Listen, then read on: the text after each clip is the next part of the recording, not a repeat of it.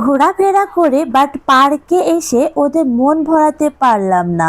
আসসালামু আলাইকুম। আজ এসেছি একটা ছোট্ট পার্কে। এই পার্কটা আমার বাসার পাশেই। প্রত্যেকটা শুক্রবারই ওদের প্ল্যান করা থাকে আজ ওরা কোথায় ঘুরতে যাবে, কিন্তু যে শুক্রবারে কোনো প্ল্যান থাকে না যে আজকে কোথাও আমরা ঘুরতে যাব না, সেই শুক্রবারেই ওরা এই পার্কটা আসার জন্য বায়না ধরে। আর এখানে আসতে আমার এতটাই খারাপ লাগে যে বলে বোঝাতে পারবো না। কারণ দেখেন, ওদের তো খেলতে খুব ভালো লাগে, আর এখানে গার্ডিয়ানদেরকে চুপ করে বসে থাকতে হয় 1 ঘন্টার জন্য। 1 ঘন্টাতে খেলার টাইম থাকে। আমার একটু বিরক্তকর লাগে এখানে আসলে। এখানকার প্রত্যেকটা রাউটার ওদের খুব পরিচিত।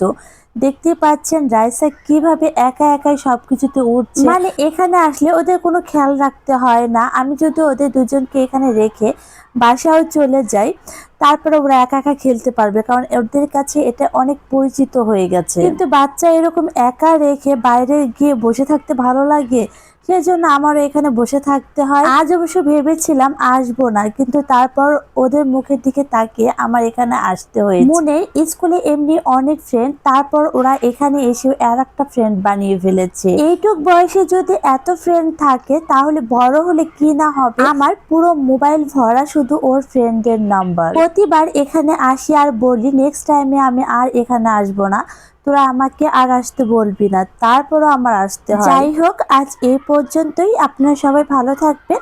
আল্লাহ হাফেজ।